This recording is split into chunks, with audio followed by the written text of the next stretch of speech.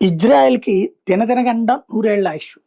తాజాగా గాజాలో నుంచి ఒక 36 మందితో కూడినటువంటి బస్సు ఒకటి ఇజ్రాయెల్‌లోకి ప్రవేశించింది. అందులో అందరూ గూడా జర్నలిస్టులమని జెప్పారు. అంతర్జాతీయ జర్నలిస్టులం. మేము సో అండ్ సో ఛానల్ నుంచి వచ్చాం. మేము సో అండ్ సో నుంచి వచ్చామంటూ కెమెరాలు పట్టుకొనొచ్చారు. అలాగే పేపరు, పెన్ను పట్టుకొనొచ్చారు. ఐడెంటిటీ కార్డులతో వచ్చారు. ప్రపంచ మీడియా పేరుతో వాళ్ళందరూ గూడా గాజాలో మానవ వనరులు ఎట్లున్నాయో చూసుకోవడానికి వచ్చామని జెప్పారు. కానీ ఇజ్రాయెల్ వాళ్ళకి అనుమానం వచ్చింది. ఆ పైన ఆ వెహికల్ చెక్ చేశారు. వెహికల్‌లో ఆయుధాలున్నాయి. దాంతో మొత్తాన్ని ఇప్పుడు అరెస్ట్ చేశారు.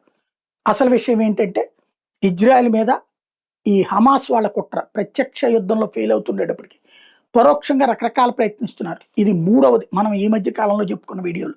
గత 2 నెలల్లో ఇది మూడవ పెద్ద అటెంప్ట్. 36 మంది కలిసి లోపలికి ఆయుధాలతో ఎళ్తాయి. రాకెట్ లాంచర్లు దొరికినాయి వాళ్ళ దగ్గర, మిషన్ గన్స్ దొరికినాయి.